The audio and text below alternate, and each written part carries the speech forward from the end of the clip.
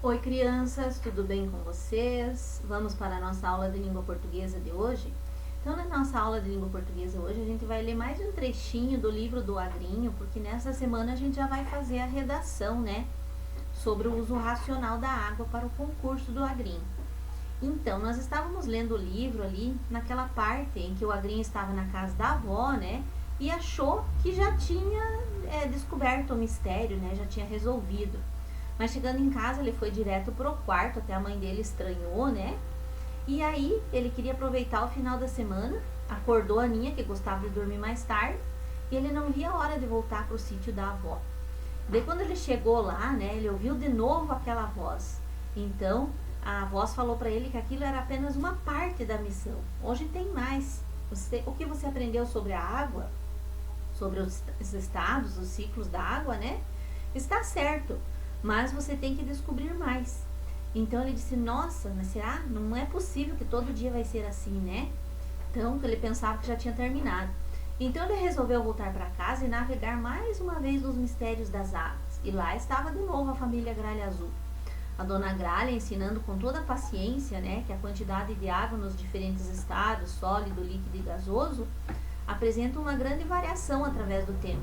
Por isso há tanta preocupação com o efeito estufa, que é o aumento da temperatura do planeta, causado principalmente pela derrubada das florestas e a queima de petróleo, gás natural, carvão e outros combustíveis fósseis, que com esse aquecimento pode ocorrer o descongelamento das águas do Polo Norte e Polo Sul, e como resultado o nível dos mares pode aumentar, causando grandes problemas ambientais em todo o planeta.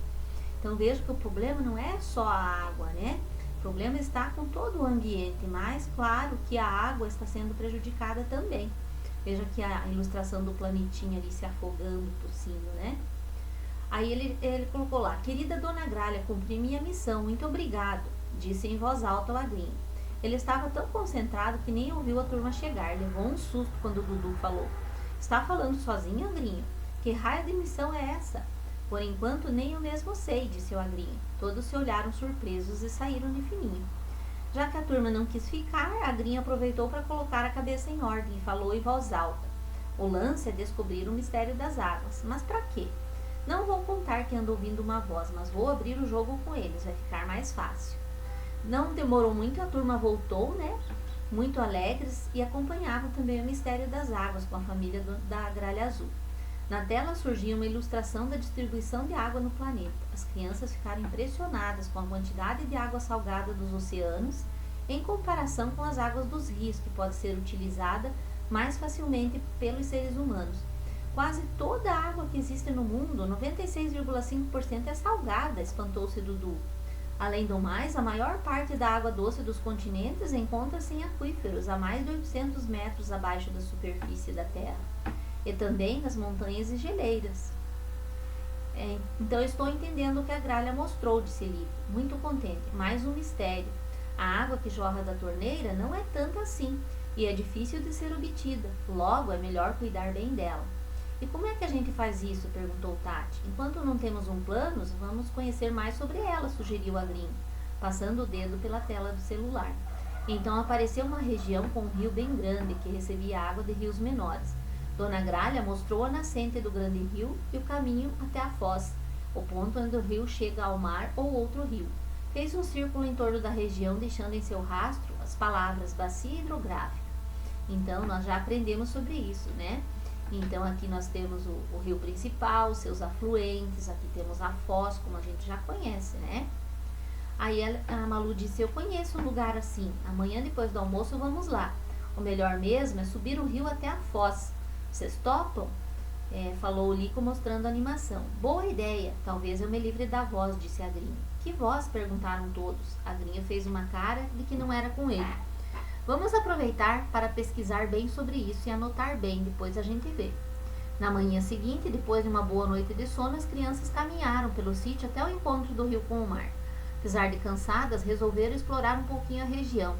Agrinho ficou por último, impressionado com a grande quantidade de lixo que poluía tudo. Foi então que ouviu. Que bom que você veio até minha casa, olhe bem para ela. Aposto que você não ia querer morar num lugar assim, é por isso que preciso de você. Explique direitinho para todas as crianças a importância de preservar os diferentes ambientes. Comece pela minha casa, disse a espertanhoca. Basta, largue do meu pé. Não precisa me dizer o que eu tenho que fazer, disse Agrinho nervoso, porque a voz tinha aparecido mais uma vez. E bem depressa, o menino foi atrás da turma. Pessoal, aqui tudo é lixo, disse Agrinho quando chegava perto dos amigos. Parece que ninguém se preocupa muito com isso. Tem esgoto no lugar e lugar aterrado. Como que a vida vai se manter aqui em meio a tanta sujeira? Perguntou Tati. Boa pergunta, disse Dudu. O único jeito é entrar em ação. Vamos pesquisar mais um pouco. Precisamos entender a diferença de lixo e resíduo. Lixo é o que não pode ser reutilizado. Resíduo pode ser reaproveitado. Então vamos nos organizar. Temos os mistérios da família Gralha Azul. Por isso chegamos ao encontro das águas do rio e do mar. Mas é melhor ver as coisas tintim por tintim. Que tal uma expedição rio acima? Sugeriu Agrinho. Isso mesmo, vamos explorar a bacia hidrográfica, anotar tudo e depois agir. É assim que eu gosto, falou Trico entusiasmado. Então, pessoal, vocês vão terminar de ler essa história, mas eu quero que vocês, essa semana, vocês vão ter que já redigir a redação de vocês, né? Vocês vão escrever essa redação numa folha de caderno grande ou folha de papel ao maço, corta ela ao meio, né, para ficar uma folha só, e vão fazer a sua redação ali. Essa redação de vocês, ela tem que ter no máximo 25 linhas, não pode passar de 25 linhas, né? Então, eu vou mostrar para vocês de novo ali o que a gente estudou sobre redação, para vocês retomarem, relembrarem, para escrever a sua redação, tá? Então, vamos lá. Então, para fazer a redação de vocês têm que ter uma introdução, um desenvolvimento e uma conclusão. A introdução é o início do texto, deve conter o tema a ser desenvolvido, exposto com muita clareza, envolve o tema e o problema a ser analisado, então. Geralmente, então, pode ser exposto em apenas um parágrafo, ou seja, ela não deve ser muito longa, para não ficar cansativa. Então, se a redação tiver, por exemplo, 25 linhas, aconselha-se usar 4 a 5 linhas para essa introdução.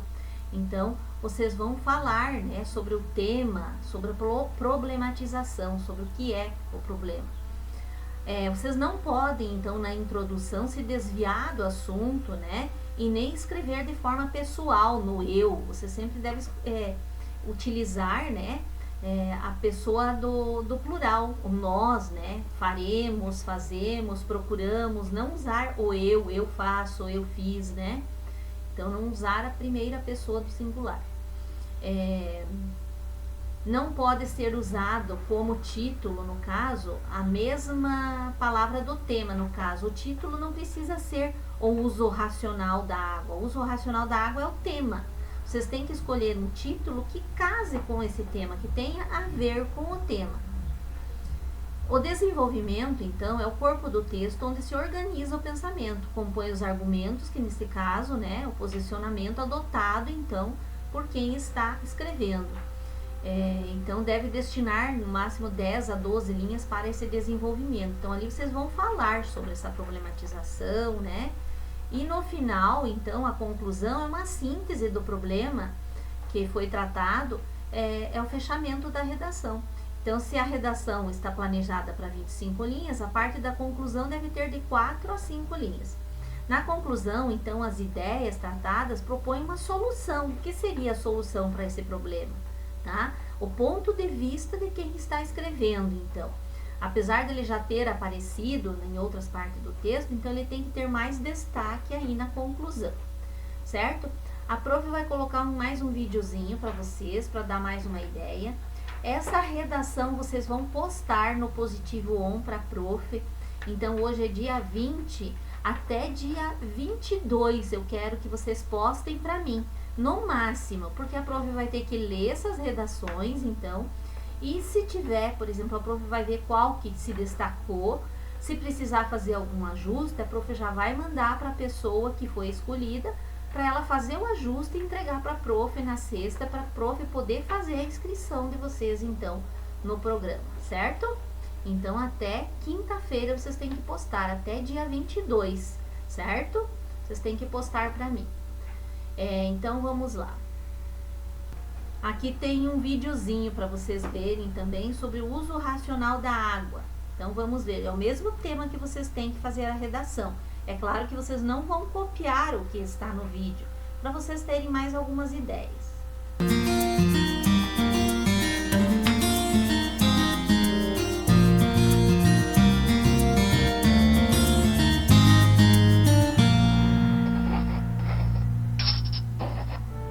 Nossa água. Saber usar para não faltar.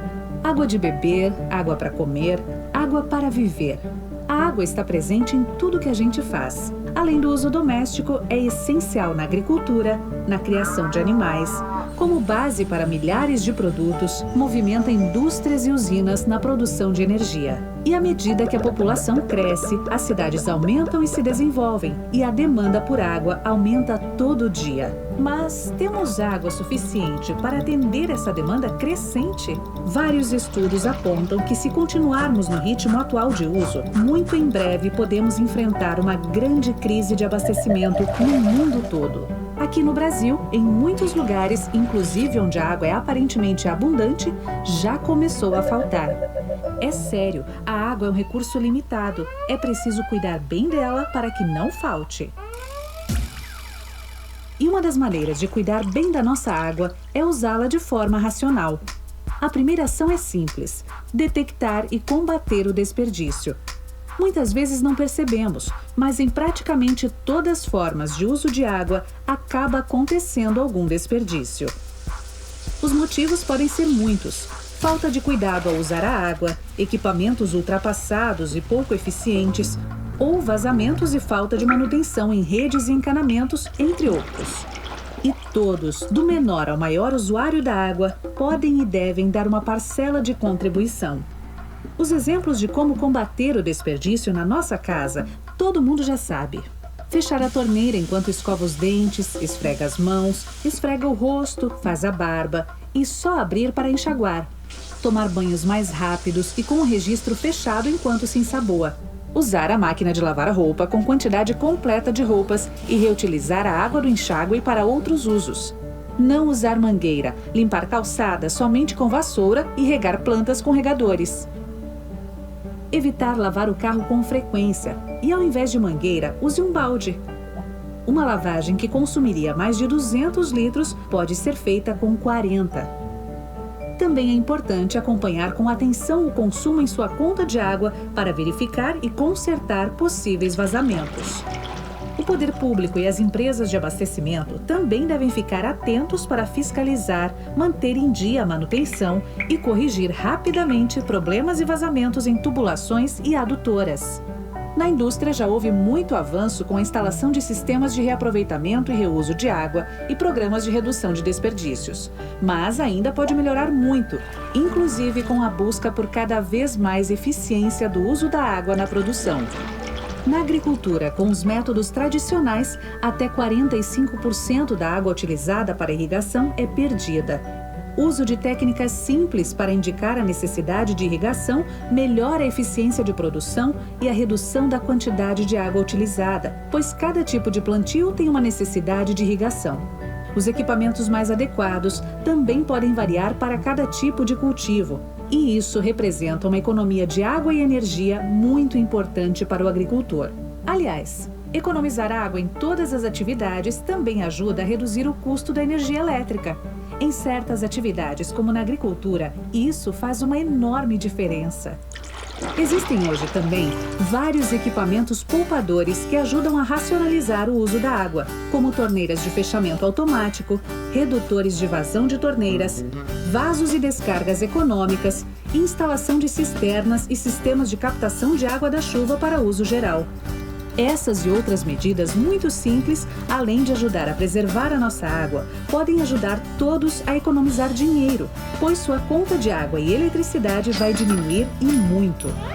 É possível produzir a mesma coisa utilizando menos água e economizando na conta. Então, repense sua produção, repense sua utilização da água, repense sua demanda. E você, já pensou em quanta água você precisa de verdade? Acesse www.ana.gov.br para saber mais sobre a agência que cuida das águas do Brasil. Então, gente, aí vocês têm mais um videozinho, vão se espelhando nos comentários desse vídeo, mas não pode ser copiado o que está ali, tá? Tem que ser as suas ideias na sua redação. E vamos lá, boa sorte, bom trabalho para todos. Vamos postar para a prof até quinta-feira para a prof ver e mandar, então. Beijo, até a próxima aula.